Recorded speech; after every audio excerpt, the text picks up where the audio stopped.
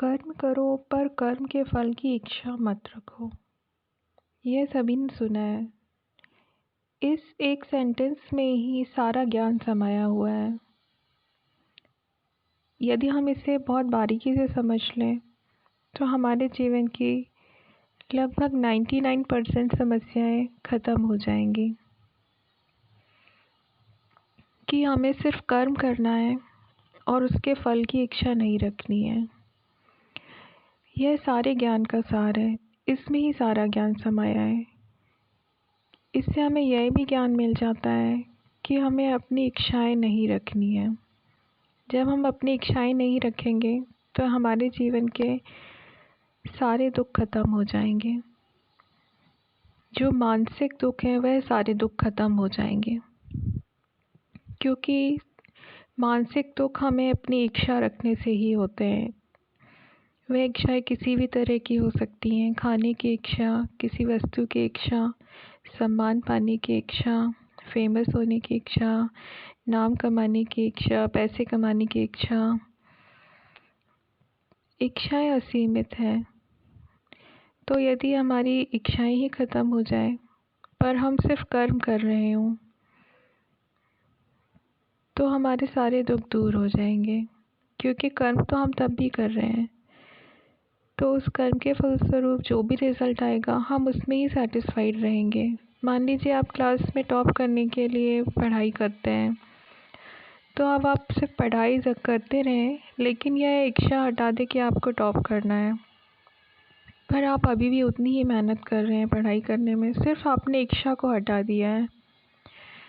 तो मार्क्स तो अभी आपके अच्छे ही आएंगे या आप टॉप भी कर सकते हैं, लेकिन मान लीजिए आप टॉप नहीं कर पाए, 1-2 मार्क्स से रह गए, तो आपको कितना दुख होता फिर। लेकिन यदि आपने इच्छा ही हटा दी थी कि आपको टॉप करना है, आप सिर्फ कर्म कर रहे थे, तो अब आप टॉप करें या ना करें तो भी आपको कोई दुख नहीं होगा। तो यह हमारे जीवन के हर क्षेत्र में लागू होता है कि हमें सिर्फ कर्म करना चाहिए और इच्छाएं नहीं रखना चाहिए। ईश्वर ने हमें और इस ज्ञान को बहुत अच्छे से समझाया है कि इस दुनिया में जो कुछ भी हो रहा है वह सब हमारे अपने कर्मों का फल है। क्योंकि हम बहुत जन्म लेते हैं तो फिर हमें यह याद नहीं होता कि हमने कौन कौन से कर्म किए हैं और उनका क्या रिज़ल्ट है। इस जीवन में मान लीजिए हम बहुत मेहनत करते हैं, कोई दुकान चलाते हैं, हमने उस दुकान में बहुत खर्चा किया, फिर भी उतनी आमदनी नहीं होती है, तो हमें अपने सिर्फ इस जन्म के ही कर्म दिखाई देते हैं कि हम तो इतनी मेहनत कर रहे हैं, फिर क्यों नहीं चल रही है। हो सकता है कि हमने पिछले जन्म में ऐसे कोई कर्म किए हों जिसके फलस्वरूप इस जन्म में हमें अधिक मुनाफा ना होना हो।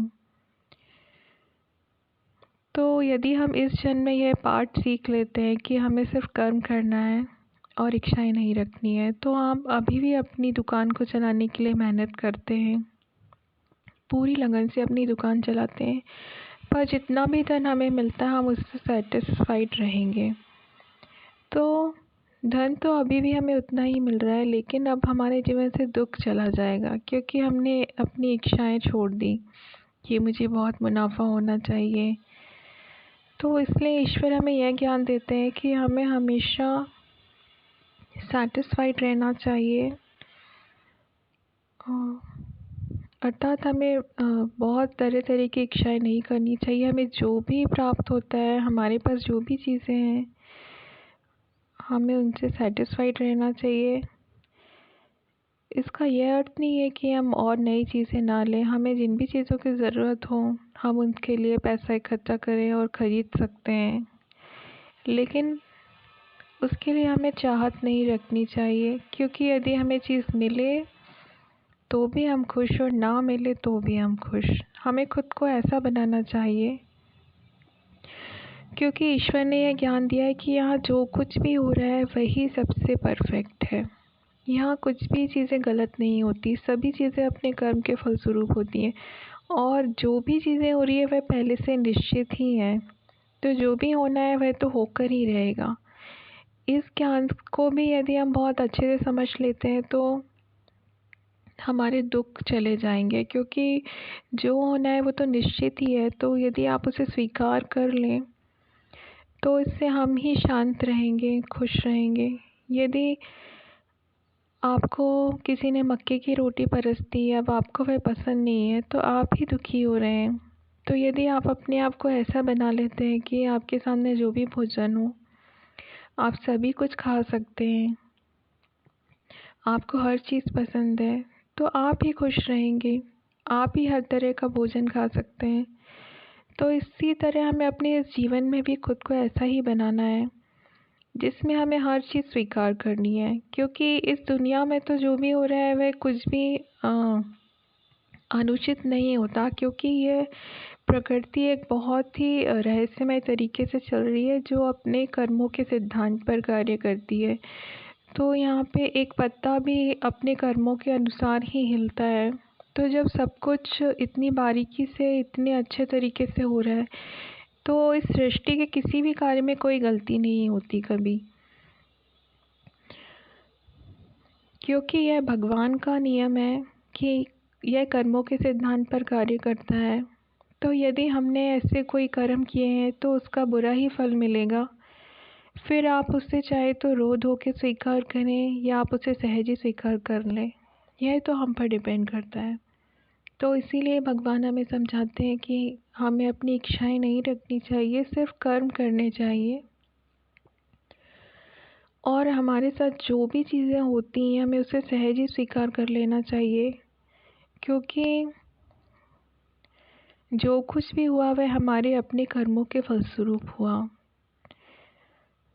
बस अब हम अच्छे कर्म अब कैसे कर सकते हैं, हमें इस पर फोकस करना चाहिए। यदि हम आज से अपने अच्छे कर्म सुधार लें तो फिर अच्छा ही रिज़ल्ट होगा, क्योंकि सब कुछ कर्मों के ही फलस्वरूप होता है।